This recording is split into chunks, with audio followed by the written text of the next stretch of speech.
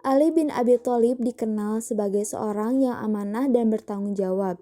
Dikisahkan Rasulullah sering menitipkan pesan kepada Ali bin Abi Thalib. Dengan penuh tanggung jawab, Ali menjalankan perintah Rasulullah tersebut. Sifat khusus berikutnya yang dimiliki oleh Ali bin Abi Thalib adalah sederhana dan dekat dengan rakyat kecil. Pada posisinya sebagai seorang khalifah, suatu ketika ia memasuki pasar sendirian tanpa dikawal.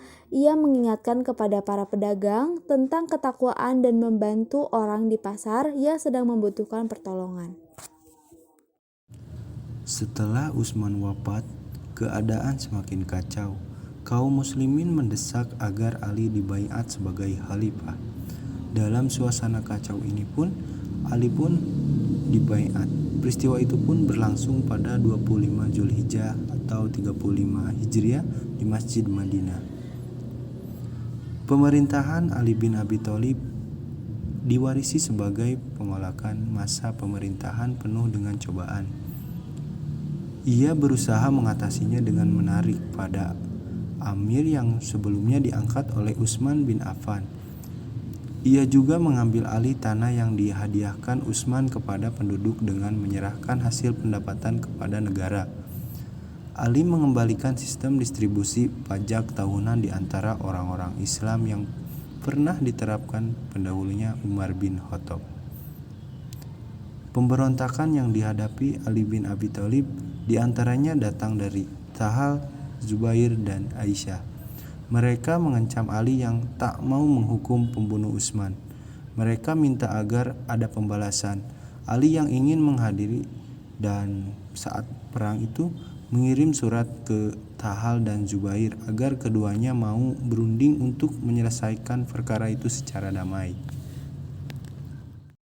Karena permasalahan tersebut tidak dapat diselesaikan dengan cara berdamai, keduanya itu menolak, maka pertempuran hebat pun meletus. Pertempuran itu dikenal dengan nama Perang Jamal atau Unta karena Aisyah menunggangi unta. Zubair dan Talhah terbunuh. Aisyah ditawan dan dikirim kembali ke Madinah. Setelah pemberontakan itu padam, Ali bergerak dari Kufah ke Damaskus. Pasukannya bertemu dengan pasukan Muawiyah dan Siffin. Keduanya bertempur dan dikenal dengan nama Perang Siffin. Perang ini berakhir dengan tafhim atau arbitrase. Tapi takhim tak menyelesaikan masalah.